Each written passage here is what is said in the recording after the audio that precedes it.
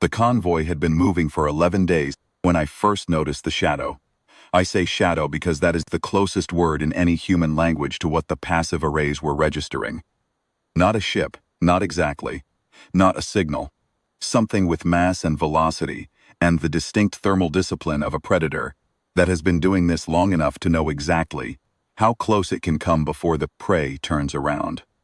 The Thresh corridor was 700 million kilometers of mapped transit lane through the outer margin of Vekari claimed space, and the Vekari had approved our passage in writing. Through the neutral exchange at Karef Station, 6 weeks before the Harrow's convoy departed Anchor Point, we had the documentation, we had the beacons, we had, in theory, every permission that could be asked for. What we did not have was certainty that the entity or entities pacing us on our port quarter at a consistent range of roughly 42,000 kilometers had read the same paperwork. I was not supposed to be on the bridge. My cover aboard the Harrow was civilian logistics consultant, attached to the convoy's supply manifest review. A fiction thin enough to see through. The kind of fiction that everyone aboard accepted because everyone aboard knew the alternative.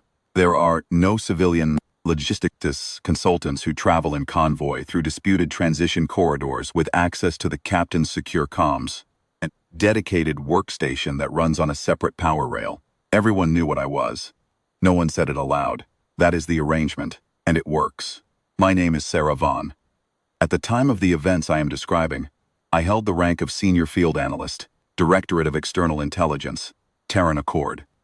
I had 14 years in the service, 9 of them in the field, 5 of them in what my director called lace and adjacent positions aboard vessels of strategic interest.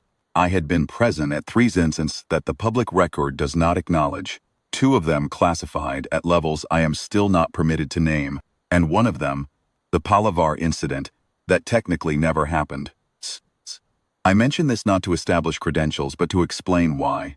When I registered the shadow at 42,000 kilometers on the 11th day of transit, I did not immediately report it to Captain Reyes. I watched it instead. The Harrow was a convoy escort, not a warship in the purest sense, though calling it otherwise would be diplomatic fiction of the kind I had learned to distrust. It was 260 meters of reinforced transit hull, built around a cargo spine that could lock and carry up to 9 container modules in. Staggered configuration, with military-grade drives, and a weapons loadout that the transit permit application had described as standard defensive armament. The standard defensive armament included 4 rail batteries, 2-point defense clusters, and a pair of seismic burst projectors that had no defensive application whatsoever. The convoy itself was the Harrow plus 3 carrier loads of structural materials, medical equipment, and survey instruments bound for the new settlement cluster at Reach Station, 2 smaller escorts whose armament was not described in any paperwork at all. I sat at the station on the bridge's rear tier, where I could see both the main display and the captain's secondary console without being conspicuous about it, and I watched the shadow pace us. It was very good at what it was doing. The thermal signature was almost negligible. Something colder than the background is the hardest trick in open space, because the background is already 4 degrees above absolute zero, and you are fighting every joule your own systems generate. But it was not quite cold enough, and our passive arrays were, by the kind of institutional stubbornness that keeps humans alive in places they have no business surviving, calibrated to the 3rd decimal place. Ensign Daraosi had flagged it on day 9 as a possible sensor artifact and logged it correctly as requiring continued monitoring. By day 11 it had resolved from artifact to contact, 1 object, mass consistent with a Vekari bio-unit in the scout configuration. The Vekari are not easy to describe to someone who has not seen them. I had seen them twice, both times at significant range, both times in circumstances where the seeing was itself a privilege rather than a right. They are organic. That is the first and most important fact. Their ships are not ships in the sense that our ships are ships. They are not built, they are grown.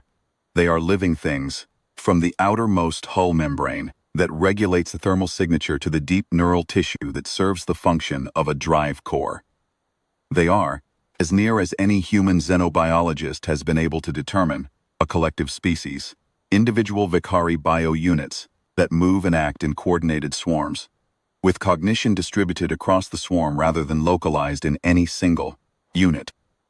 Whether this constitutes a hive mind in the classical sense, or something more nuanced, whether there is genuine individual experience within the swarm, whether a unit separated from the collective retains any coherent selfhood, was, at the time of the events I am describing, one of the most consequential open questions in the field of xenology. It was about to become the most consequential open question in the field of everything. The Vekhari had been a known factor in this region of space for 11 years, since the initial detection surveys that mapped the Thresh corridor and the surrounding lanes. In those 11 years, human contact with them had consisted of 6 confirmed sensor range encounters at various distances, none below 30,000 kilometers, 2 cases of Vekhari swarm units entering human-patrolled space and withdrawing without incident or communication, 1 incident at Karev Station in which a Vekhari delegation of 3 units appeared at the neutral exchange, presented what was eventually interpreted as a territorial claim over 4 navigation lanes, departed before any formal response could be composed, and the ongoing routine of shadow contacts in the corridor itself, which every convoy that ran the lane had documented for years, without ever resolving into anything more than a mutual awareness. 11 years. 3 documented contacts of varying confidence. No meaningful exchange. No communication beyond the Karev Station presentation, which had been a statement, not a conversation. This was the state of human-Vekhari relations when I sat at my station on the rear tier of the Harrow bridge and watched a shadow pace us at 42,000 kilometers on the 11th day of transit. I had read every contact report in the database before this assignment. I had read the xenobiological assessments, the behavioral analyses, 3 competing theoretical frameworks for understanding Vekhari collective cognition, and the lengthy directorate position paper that had concluded, 6 months before my deployment, meaningful communication with the Vekhari was of uncertain feasibility in the near term, contingent on developments that cannot currently be anticipated. I had read all of it, and I had, sitting with those 43 contact records, and the collective weight of 11 years of failed proximity, developed a private view that I had never committed to any official document. My private view was that the Vekhari were watching us far more carefully than we were watching them, that the apparent lack of communication was not a symmetric situation, and that the development that the directorate's position paper could not anticipate was coming whether we anticipated it or not. I had no evidence for this beyond pattern recognition, and what my director would call instinct and what I would call the accumulated weight of 11 years of something behaving like patience. On day 11, at 0347 hours ship time, I brought what I had to Captain Reyes. She was in her chair when I crossed the bridge, which told me she had not slept. Reyes was 49 years old, dark-haired, compact, with a particular economy of movement that comes from 20 years of commanding vessels, where every square meter is earned. She had been briefed on my actual role before departure. She was senior enough for that, and our working relationship had settled over 11 days into something I would describe as mutual professional respect, undercut by mutual professional wariness. She did not entirely trust intelligence officers, and I did not entirely trust captains, and we were both correct in our distrust, and we got along fine. I placed my handheld on her armrest without comment. She looked at it for a long moment. Day 9, she said. Ensign Osi flagged it. I've been running confirmation since then. You sat on it for 2 days. I was watching it. There's a difference. She looked up at me. Is there? It hasn't closed range, hasn't pinged us with active sensors, hasn't done anything except pace us at a distance consistent with territorial surveillance rather than intercept. It knows we're here. It knows we know it's here. That's not an ambush setup, Captain. That's something else. What else? I don't know yet, I said, but I think we're about to find out. She studied the display for another moment, then handed the handheld back to me. I want it on the main board. I want all stations notified. I want the escorts in standard transit formation. No deviation, nothing that reads as aggression. And I want first contact protocols on standby, not activated. Understood. You're going to tell me when you figure out what else it is. As soon as I do, I said, it would be another 9 hours. The Thresh corridor narrows at its midpoint, consequence of the gravitational geometry of the twin gas giants that anchor either end of the lane. At the narrowing, phi, the safe transit zone compresses from roughly 500,000 kilometers of effective width to just over 180,000, and the navigational margins that are generous in the broader sections become, in the compression zone, something that requires attention. It is also, as every navigator who has run the corridor knows, the point at which a following contact can either close distance safely or make its intentions unambiguous. You cannot shadow a convoy through the narrowing at 42,000 kilometers. You either drop back to a distance that makes your surveillance posture unmistakable, or you close to a distance that makes your interception posture unmistakable, or you break off entirely, or you do a fourth thing that is not. In the 9 hours between my briefing of Reyes and the compression zone approach, I did not sleep. I stayed at my station and I ran probability analyses, which is the intelligence analyst's equivalent of what other people call worrying, ran scenarios in which the contact was the advance element of an ambush, and I found the geometry unconvincing. If the Vakari intended an ambush, they had no reason to let a single detectable unit pace us for 2 days before it happened. I ran scenarios in which the contact was a routine territorial patrol that had simply been tasked to monitor our transit, and I found the distance maintenance too precise, too consistent, too clearly calibrated to stay just outside active sensor range, to be routine. I ran scenarios in which something had gone wrong with the contact, a damaged unit, a unit cut off from the swarm by some event I was not aware of, a unit whose behavior was aberrant rather than directed. And I found that this scenario generated predictions that the observed behavior partially matched and partially didn't, and I filed that observation away. What I could not file away was the attention the contact was paying to us. In the shadow contact literature, the accumulated record of 43 prior incidents in the Thresh corridor and adjacent lanes, Vakari units maintain distance, hold position, and do not vary their behavior in response to the movements of the vessels they are observing. They are consistent in the way that a fixed surveillance platform is consistent. They track, they record, and they do not react. This unit had been reacting for 2 days, and I had been careful enough, in my passive monitoring, to notice. When the Harrow made a minor course adjustment on day 10, to avoid a debris concentration near the middle of the transit lane, the contact had adjusted its own position within 4 minutes, maintaining the same relative bearing and distance. When one of the escort vessels had dropped briefly back in formation to run a drive diagnostic, contact had shifted its angle of observation by approximately 8 degrees. The precise adjustment needed to maintain line of sight on the convoy as a whole rather than just the Harrow. It was not watching the corridor, it was watching us, specifically, carefully, with the kind of sustained individual attention that the collective cognition models did not predict a solitary scout unit would invest in a single convoy. I had put that in my internal notes and not in any report, because I did not yet know what it meant. By the time the contact closed to 11,000 kilometers, I had a theory. I did not share the theory with Reyes because it seemed at that point either wrong enough to be embarrassing or right enough to be alarming, and I was not yet certain which. The 9 hours had a quality that I remember better than almost any comparable period in my professional life. Bridge ran on its standard watch rotations. The Harrow was a disciplined ship, and Reyes did not let the contact on the main board be common. Occasion for open anxiety. Stations were manned, consoles were monitored, the routine continued. But there was a quality to the attention in that space, a particular alertness in how people held themselves, and how quickly heads turned when any console produced an unusual sound. Osi spent most of those 9 hours at her sensor station with the focus of someone who has understood that what she is doing matters.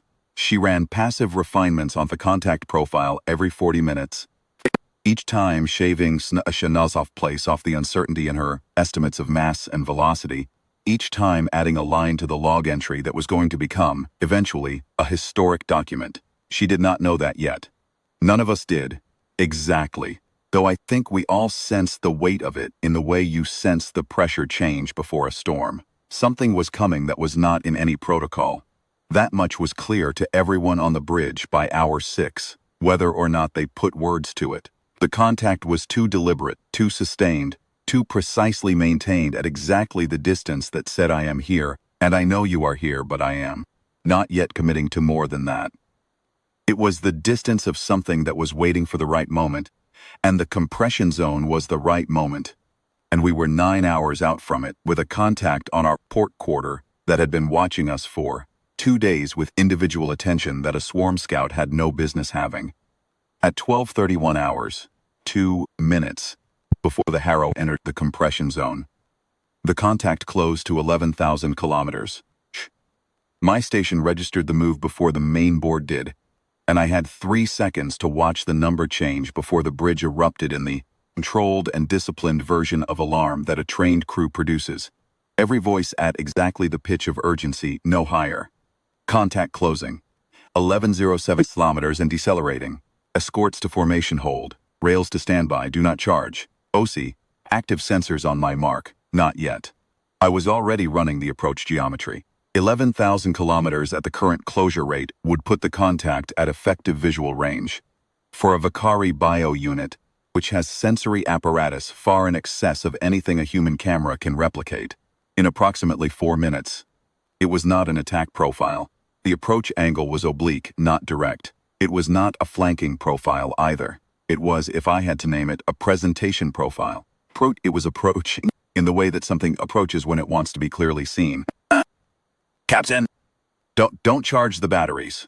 You said that, she said, not looking at me. I mean, keep them cold, don't even spool them. Whatever this is, it came to us. She was quiet for 2 seconds. First contact protocols, active. The first contact protocol for Terran Accord vessels operating in or adjacent to 2 Vicari territory was, in its most charitable reading, a document produced by committee. It ran to 64 pages, contained 4 separate appendices on the subject of nonverbal signal posture, and had been written by people who had never been within 11,000 kilometers of a Vicari bio unit, when one of them decided it wanted to close distance. Its practical value, in the moment, was approximately equivalent to the transit permit. We activated it anyway, because that is what you do, and because the record needs to show that you did. What no protocol anticipated was what happened at 12:47 hours. The contact broadcast on the human emergency frequency. Not a tone, not a mathematical sequence. Not the kind of first contact signal that every protocol assumes will come first. The prime number progression, the spectral signature, the carefully structured mathematical proof of intelligence. Those are the signals of a species that does not know whether you can understand them. This was not that. This was a broadcast on a frequency that requires specific knowledge of Terran Accord communications architecture to access, in a tonal pattern that our translation systems, with a 3-second processing delay that felt considerably longer, resolved as language, Vicari language, which we had partial dictionaries for, assembled from intercepted swarm communications over the preceding 8 years, sufficient for basic comprehension, but not fluency, sufficient in this case to parse what the contact was transmitting. It was a name, its own name. Then, after a pause of exactly 4 seconds, it transmitted something else. Our translation system rendered it, haltingly, as, I am alone in this signal. The swarm does not carry this voice, I am asking. I have read those words many times since that day. I have read the original acoustic recording, the raw waveform, the translation system's confidence intervals. I have read the notes of every xenolinguist who has worked on the file in the years since, and I have read their disagreements about what alone means in the Vicari acoustic register, whether asking implies supplication or a more neutral request, whether voice is the accurate translation of the tonal cluster in question, or whether something closer to self or individual or singular point of cognition is more precise. I have read all of it. What I knew in the moment, standing at my station on the rear tier of the Harrow's bridge, was that a Vicari bio unit had separated from its swarm, close to 11,000 kilometers of our position, and broadcast, on our frequency, in its own language, using a structure that implied awareness of individual versus collective, what appeared to be a request. A request from something that should not. Every prior model of Vekari cognition have had a self to request anything from. Captain Reyes was looking at me. "Your read," she said. "It's not an attack," I said. "It may be a defection." The word sat in the air for a moment. "A defection," she said, "or the closest thing to it that a hive species can produce. Something that was part of the swarm has separated, has maintained enough coherent individual cognition to reach us in a directed and deliberate way, and is broadcasting a request on our frequency. I don't know what it's asking for. I don't think it knows how to ask for what it needs, but it came to us. Or it was sent," said Lieutenant Commander Farris, the Harrow's executive officer, from the navigation station. He was not wrong to say it. It was the correct skeptical note. I had run the same calculation myself, 3 seconds before he voiced it. "Possible," I said. "Also possible that a swarm that wanted to use a unit as bait would not need to give that unit access to our communications protocols. Unless they intercepted our protocols and programmed the unit with them, in which case they already have everything they need and this is theater." I kept my voice even. "If that's true, we're already dead, and the decision we make in the next 2 minutes doesn't matter. If it's not true, we may be looking at something that has never happened before in the history of human Vekari contact. I know which possibility I'm acting on." Reyes was quiet for exactly 3 seconds. "I know because I counted. OC. Active sensors, narrow beam, directed at the contact only. I want a full biological profile. I, Captain. Van, compose a response. Simple, acknowledging receipt. Nothing that sounds like an invitation and nothing that sounds like a rejection. Something that says we heard you and we're here." "Understood." I drafted the response in 40 seconds. It was 11 words in Vekari acoustic notation, structured, as best our translation models could manage, to mirror the register of the original broadcast. Not a mathematical proof. Not a protocol preamble. Something closer to what you say when someone has crossed a very long distance alone and arrived at your door. "I heard you. I am here. We sent it." The response came in 90 seconds. Our translation system took another 40 to process it, and when it produced the output, OC read it aloud from her station, in the careful voice of someone who understands that the weight of what they are saying should not be inflected by their own reaction to it. The contact transmitted. "The swarms will come for this unit. It has already sent. I am asking for the thing your kind calls refuge." No one on the bridge spoke for a moment. I was already running the geometry.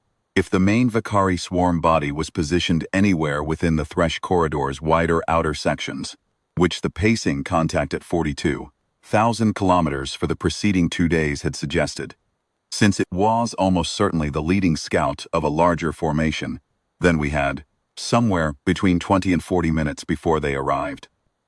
The compression zone worked in our favor in one respect. It constrained approach angles.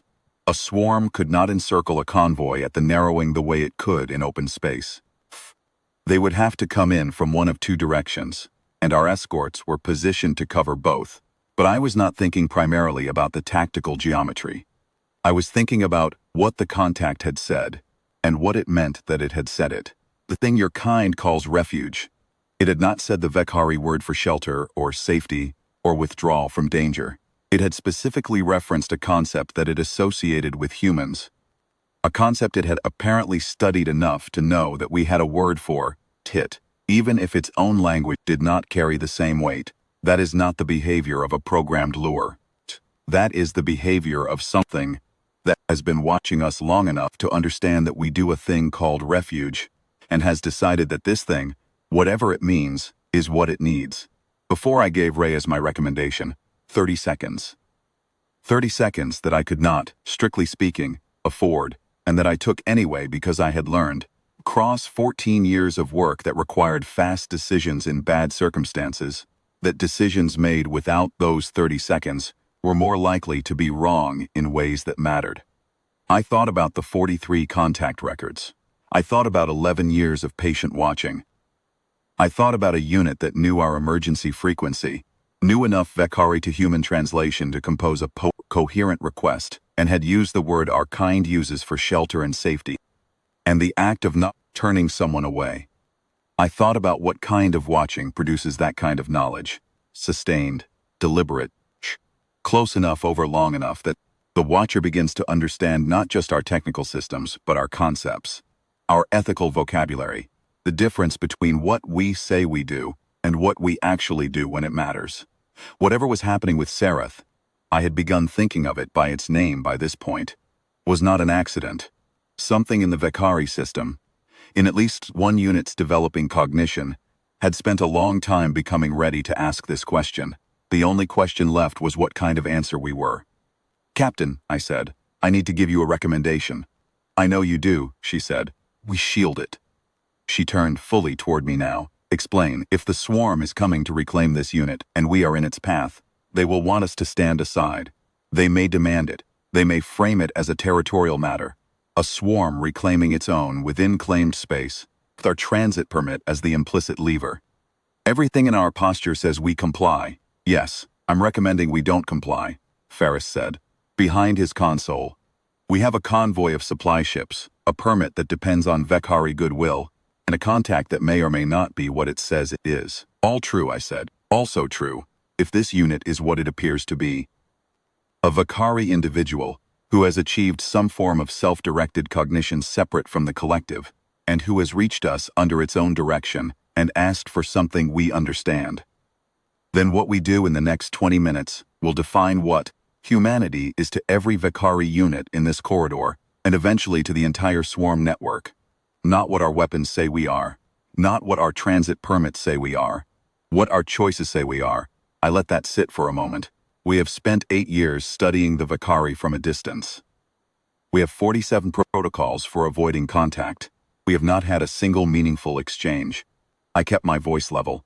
"This unit came to us. It used our frequency. It learned our word for refuge. Whatever it is, it decided that we were the ones it was asking. I think we should be what it decided we were." The bridge was quiet. Outside, 11,000 kilometers off the port quarter, something that should not have been a single coherent self was waiting to find out what kind of answer we were. Reyes looked at the main display for a long moment. Then she looked at Ferris. He said nothing, which was, I had learned in 11 days, his way of deferring. "Osi," Ray said, "what do the active sensors give us?" "The unit is approximately 40 meters in primary configuration, Captain. Thermal output consistent with a heavily suppressed bio-unit running on minimal internal systems. Hull membrane showing stress fractures consistent with rapid separation from a larger swarm body.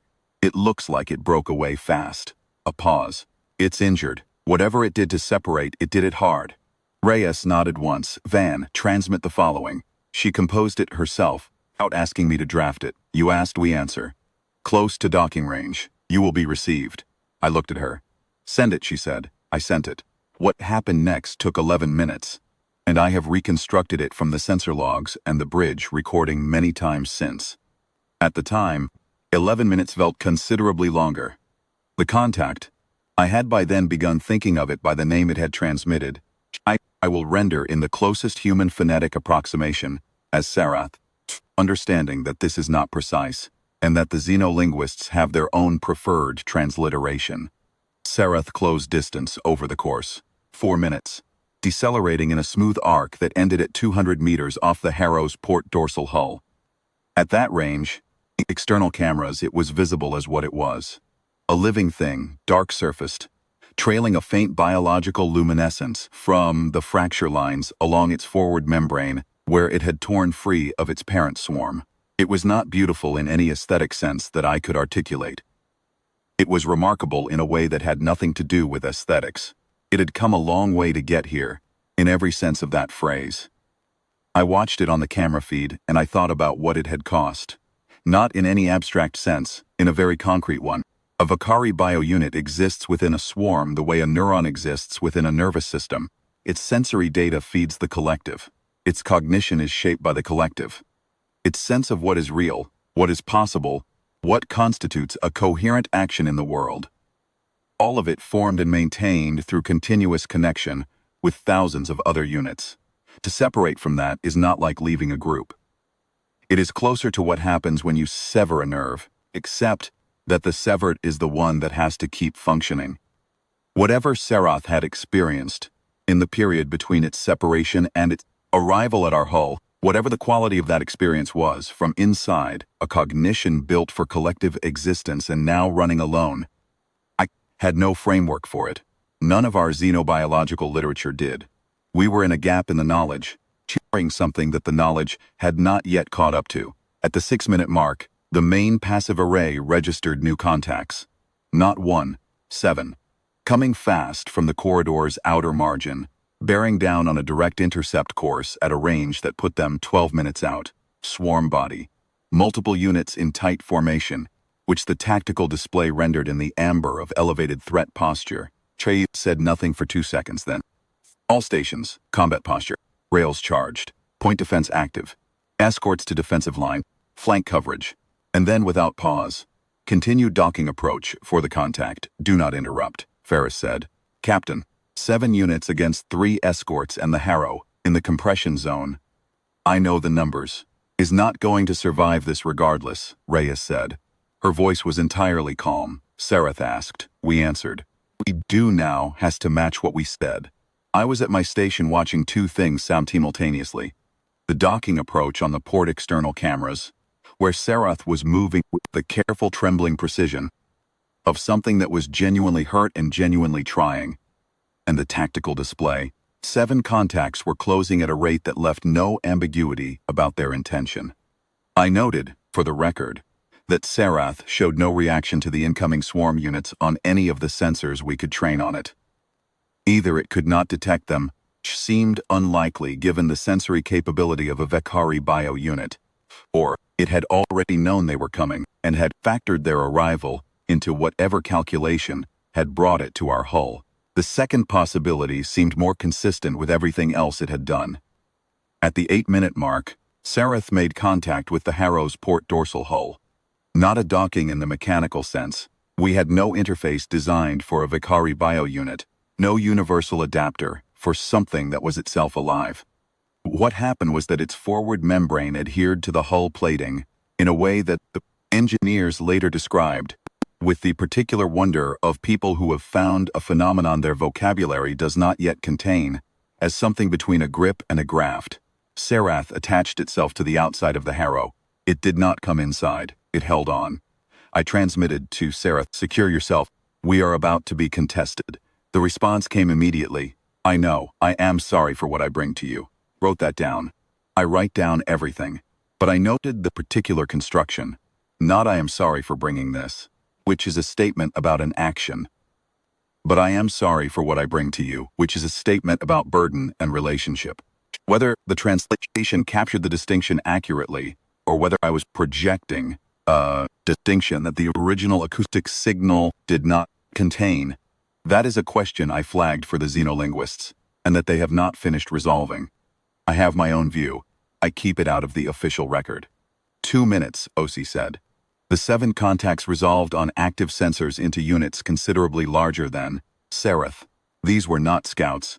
They were combat-configured swarm elements, and they were moving with the coordinated precision that the swarm achieves when every unit is acting as an extension of a single distributed will.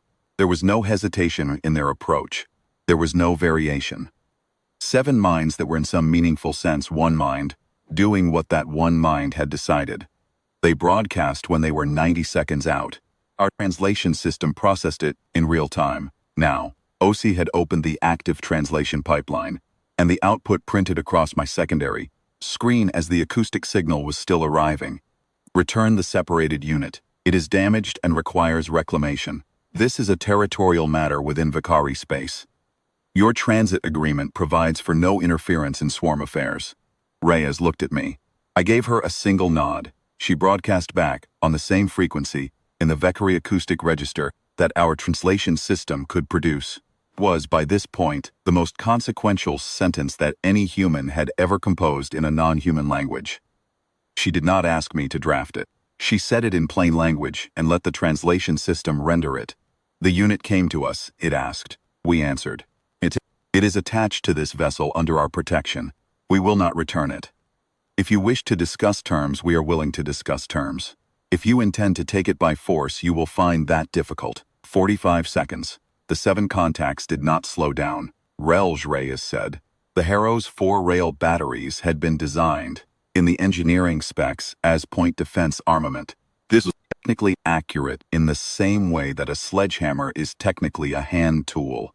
They were mounted on traversing platforms that gave them a 270-degree coverage arc. They fired tungsten composite, rod shot at a muzzle velocity that the sales documentation described as significant, and the Harrow's chief weapons officer, a quiet man named Patel who had never, in my observation, raised his voice or displayed anything resembling emotion under pressure, had spent 11 days running targeting simulations against the organic hull profiles in our Vicari database. Patel said, "Solution on lead contacts. Ready on your mark." "Hold," said Reyes. 30 seconds, 20 seconds, the swarm did not break off. I was watching Sereth on the external camera. It had flattened itself against the hull. An instinctive posture, I thought, the way a living thing makes itself small when it knows what is coming. Its luminescent fracture lines were brighter now. Whether that was a stress response or a communication, or something I had no frame to interpret, not say. I wrote it down anyway. 15 seconds. "Mark," Reyes said. Patel fired. What happened in the next 90 seconds is documented in the tactical log, with a precision that the language available to me cannot entirely match. The Harrow's rail batteries fired 6 solutions in 2 salvos. Each salvo timed to the fractional second by Patel's targeting solutions, each round traveling at a velocity that crossed the 1,100-meter closing distance to the lead contacts faster than any organic sensor system, track and respond to. The escort vessels fired their own armament in overlapping patterns that Reyes had apparently briefed them on before we entered the compression zone. I later learned she had conducted the briefing on the second day of transit, which told me something about how long she had been thinking about this possibility. And the seismic burst projectors, the ones the transit permit had described as standard defensive armament, produced their effect at a range and configuration that I had not known was possible until I watched it happen. The compression zone did what the geometry promised. The swarm could not encircle. They had come in on a direct approach, because it was the only approach available, and a direct approach against 3 vessels whose combined armament had been undersold in every document associated with this transit was, in the compression zone, something close to a catastrophic tactical error. The swarm broke off after the second salvo. I do not say this as a celebration. 2 of the 7 contacts showed damage signatures that our sensors could not fully characterize. One of them, the tactical log suggested, may have ceased functioning entirely. Whether Vicari units can die in the way that a living thing dies, or whether a sufficiently damaged unit is reclaimed by the collective in some form, whether there is grief in a distributed mind when part of itself stops transmitting, these are questions I did not have answers to then and do not have clean answers to now. I have my opinions. I keep them out of my official reports. What I can say, with certainty, is that when the swarm broke off, it did not retreat entirely. It withdrew to the far edge of the compression zone and held there. And it broadcast one final transmission before it went silent. Our translation system rendered it as, "You have made a choice. The choice will be remembered." Reyes had the translation read back to her twice. Then she turned to me. "Is that a threat?" she said. "I don't know," I said honestly. "I'm not sure they do either." The remainder of the transit through the compression zone took 4 hours and 17 minutes. The swarm did not follow. Sereth remained attached to the Harrow's dorsal hull for the entirety of that time, and our engineers spent those hours in a productive panic, discovering that the adhesion compound produced by Sereth's forward membrane was not damaging the hull plating, but was instead, and I am using the engineers' own words here, from their post-transit report, forming a secondary hull layer that is by every measurable metric stronger than the original plating in that section. It was not the analysis any of us had expected to be writing. When we cleared the compression zone and entered the outer thresh, Reyes ordered a full sensor sweep, confirmed no pursuit, and then turned to me with the particular expression of someone who has been running on adrenaline and discipline for 4 hours, and is now forming the mental accounting that follows. "What do we have?" she said. "We have a live Vicari bio unit attached to our hull that asked for refuge and got it. We have a swarm that broke off after a firefight. and transmitted something that might be a threat or might be something else. We have a record of the first meaningful two-way exchange between a human vessel and a Vekari entity in the history of contact. I paused. And we have a question that nobody is going to stop asking once this gets to the directorate. Which question? Whether Sarath is a unique anomaly, I said, or whether there are others. She looked at the external camera feed. Sarath was still there. Attached to the hull, its luminescence settled now into a slow, even pulse that the engineers had begun charting as a possible vital sign analog. It looked, if I am being honest, like something that had finally stopped running. Get it on record, Reyes said. All of it. Every transmission, every sensor reading, every engagement log. I want nothing classified below the top tier. Already running, I said. Good. She was quiet for a moment. What do you think it wants, Van? Not the translation. What do you think? I considered the question carefully. I had been considering it for the better part of 6 hours, in the gaps between everything else. I think, I said, that it wants what it said it wanted. Refuge. The thing our kind calls refuge. I looked at the camera feed. I think something that part of a collective mind managed, somehow, to become a self. And then it found out that being a self, alone, in a collective that does not recognize individual existence, is a condition that its own people have no category for, and no support for, and no for. I paused. And it looked around at every species in this corridor, and it picked us. Reyes was quiet. I think that says something, I said, about what we look like from the outside. When something is trying to decide who to ask. She did not respond immediately. When she did, it was not to me directly. She turned back to the main display and began the routine of post-engagement assessment. But I noted what she said, and I put it in my report, because it seemed to me, then, as it seems to me now, to be the closest thing to a correct answer that the situation had on offer, she said. Then we'd better be worth asking. Over the following 72 hours, as the Harrow completed the Thresh Corridor transit and made approach to the outer beacons of Reach Station's Navigational Authority, I composed 6 separate reports for the Directorate. The first was a factual account of the engagement, including the full sensor logs and tactical record. The second was a xenolinguistic analysis of every Vekari transmission received during the incident, annotated with the translation system's confidence intervals, and my own assessments, where I disagreed with the automated output. The third was a strategic assessment of what the swarm's final transmission, the choice will be remembered, implied for the Accord standing, relationship with Vekari territorial authority, which I assessed as deeply uncertain and potentially significant in either direction, was a recommendation regarding Sarath's status, which I will return to. The fifth was a preliminary analysis of the hull adhesion phenomenon the engineers had documented, which I included because I believed, and still believe, that it was not incidental. The sixth report I drafted 3 times before I was satisfied with it. It was addressed not to my director but to the full Strategic Council. It concerned the question I had raised with Reyes, whether Sarath was unique. My assessment was that it was not. The reasoning was as follows. The Vekari had been observing human space for at minimum 12 years, based on the earliest confirmed shadow contacts in the record. In that time, they had acquired sufficient knowledge of human communications architecture to know our emergency frequencies.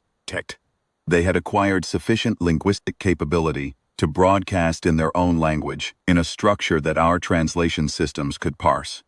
They had acquired, apparently, enough understanding of human social and ethical concepts to know that we had a word for refuge and to believe that this word might be meaningful to us in practice, not just in theory. This is not the knowledge profile of a species that has been conducting incidental observation. This is the knowledge profile of a species, or of elements within a species, that has been studying us with intent. The question of intent leads to the question of individuation.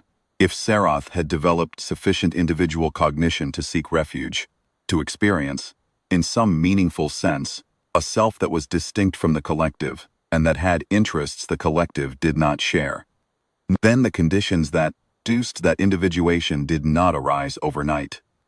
They arose from prolonged exposure to a particular kind of information about beings who exist as individuals, who have a concept of self that is not contingent on collective membership, use words like refuge. The Vicari had been learning what individual existence looks like by watching us, and in at least one case, that learning had produced something that decided it wanted what it had been studying. There are others, that in the report without qualification. I do not know how many. I do not know whether the swarm is aware of them, or whether they are contained within the collective's information systems in some form that the swarm manages without external expression. I do not know whether Sirith's separation was a singular event or the first visible instance of a pattern that has been building in the Vicari population for years.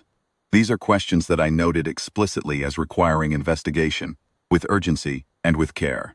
In those same 72 hours, I also found time to sit near the external sensor feed and simply watch Sareth on the hull.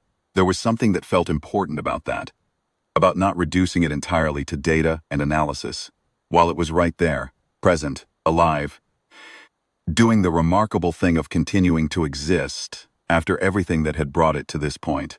The engineers had begun leaving status reports near my workstation. Small observations about the hull section where Sareth had adhered, about the membrane chemistry they were tentatively characterizing, about the thermal regulation that seemed to be adapting to our hull's own temperature profile. There was a quality to those reports that I noticed. The engineers are not given to sentimentality, but there was care in the precision of their observations. They were being careful because what they were observing was worth being careful about. I think that was the right response. I also exchanged 3 more brief transmissions with Sareth in those 72 hours. The first, which I initiated at hour 4 of the post-engagement transit, was a simple status check, a transmission constructed as an inquiry rather than a demand, asking whether Sareth required anything that we had the capacity to provide. The response took 11 minutes, and the translation system gave it a lower confidence interval than the earlier transmissions, either because Sareth was composing more complex content, or because its acoustic output had changed in some way consistent with physical stress, which the xenolinguists later assessed as most probable. The translation read, "This unit is holding. The question you sent is a kind of contact I did not know your kind made toward my kind. I am noting it." I wrote that down. Shh. I noted the phrase "a kind of contact I did not know your kind made." It was, I thought, the most precise description available of what the preceding 12 hours had been. A kind of contact that neither side had known the other made. The Vicari had observed us for years, and had built a model of what humans were. That model, apparently, had not included what a human convoy commander says when she gets a request she could not have anticipated from a direction no one was watching. It had not included the word we sent back, or the decision that followed, or the fact that after the firefight, when the dust of the engagement had settled, and the tactical calculus was done, my first thought was to transmit a status inquiry to the living thing on our hull. The second transmission came from Sareth unprompted. Hour 19, the translation read, "The swarm that was sent, it carries what happened here. What happens in this swarm's territory because of what I have done, I cannot know yet. I want you to know I considered that before I came to you. I decided it was worth considering, and then I came anyway. I thought about that transmission for a long time. I am still thinking about it. There is something in the structure of that last sentence. I decided it was worth considering, and then I came anyway, that I find more humanly, legible than anything else in the record of this incident. Not because it resolves the philosophical question of whether Sareth's cognition constitutes selfhood in the sense we use the word, but because it describes something that people do. People weigh costs. People look at what a choice might damage, think about it carefully, and then make the choice regardless, because the alternative is worse than the cost. The Vicari model, as best the xenobiological literature had it, did not predict that a biounit perform that calculation independently. Sareth had performed it. I put the transmission in my xenolinguistic analysis report with the note that it warranted extended review, and I underlined that note twice. The third transmission was the last one in the transit. At hour 68, 18 hours before we made reach station approach. It was also the shortest. The translation read, in its entirety, What is the word for the state of having asked and been answered? I sat with that question for the better part of an hour before I transmitted back. Then I sent a single word, relief. There was no response. I did not expect one. Some things land in the silence and stay there, and the silence is the answer. My recommendation regarding Serath was this: that it be recognized formally and on the record as a sovereign entity rather than a diplomatic asset, a biological sample, or a strategic intelligence resource, that it be afforded the protections and the status that the Accord extends to any sapient being seeking refuge under its authority, that its cooperation in any subsequent research or exchange be sought, not compelled, that the individuals and vessels involved in the transit be recognized for their conduct, which I assessed as having established a precedent of a kind that the Accord should want on its record. The Directorate took 3 weeks to respond to that recommendation. The Strategic Council took 5 weeks. Both responses were more favorable than I had expected, though not as favorable as I had hoped, and the record of what followed. The formal status proceedings, the subsequent Vekari diplomatic contact that occurred 14 months later, channels that I believe were opened precisely because the swarm's collective memory carried the record of what happened in the Thresh corridor, is a matter of partial public knowledge, and I will not reconstruct it here. What I will say is this: on the day that Serath's formal status was established, I was at Reach Station on other business, and I received a message through the station's communication system from the Harrow. It was from Osi, by that point had been promoted to full lieutenant, and who had apparently kept my contact details because she had been there and because she thought I would want to know. The message said only that Serath was still attached to the Harrow's dorsal hull by its own choice, and that the hull section, where it had adhered, had passed every structural integrity test since the transit with scores that the engineering department could not fully explain. And that on 2 separate occasions, in transit through corridors where shadow contacts had previously been common, no shadow contacts had been detected. I thought about that for a long time. I thought about the Vekari swarm in the compression zone, holding at the far edge after the second salvo, and what it had transmitted. You have made a choice. The choice will be remembered. I had told Reyes that I did not know whether it was a threat. That was true when I said it.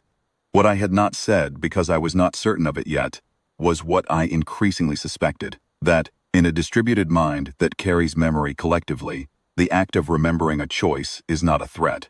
It is something closer to a record, a notation in the swarm's shared cognition, something that every unit that connects to the collective will carry forward. We had made a choice. In a corridor 42,000 kilometers from anything that could have been called a witness, the broken, living thing clinging to our hull, and 7 combat units incoming, and a transit permit that covered none of what was happening, we had made a choice. And the swarm had noted it, had carried it, had passed it to every unit in the network that inherited the memory of that day. I do not know what the Vekari make of refuge. I do not know whether the concept translates fully, whether what they carry in their collective memory is something adjacent to it. Something that the Accord's xenolinguists are still working to characterize in a file that runs to several thousand pages now and is nowhere close to complete. What I know is that Serath knew the word, came to us, and was not turned away. What we look like from the outside, when something is trying to decide who to ask. That is not a question with a permanent answer. It is a question that gets answered moment by moment, incident by incident, choice by choice. The Harrow answered it one way, in one corridor, on one morning that most of the Accord's population has never heard of and may not for some years. But the swarm remembered, and somewhere in the vast distributed memory of a species we are still learning to understand, the record of what a human convoy did in the Thresh corridor is part of what Vekari units know about us. I find when I sit with that I am not afraid of it. I filed my last report on the Serath incident on a Tuesday morning, in an office in the Directorate's third-floor archives section, with a cup of cold coffee and the particular exhaustion that comes not from lack of sleep but from having held a very important thing carefully for a very long time. When I was done, I sat for a moment in the quiet. Serath had asked, "The thing your kind calls refuge." We had answered, "I think we got it right, I think." And this is the closest I will come, in any document, to an expression of something beyond professional assessment. That getting it right was not a small thing. And that the record of having gotten it right, carried forward in the memory of the species that was watching, and the species that was watched, is the kind of record worth carrying. The Harrow answered for all of us. I hope we are worth the answer.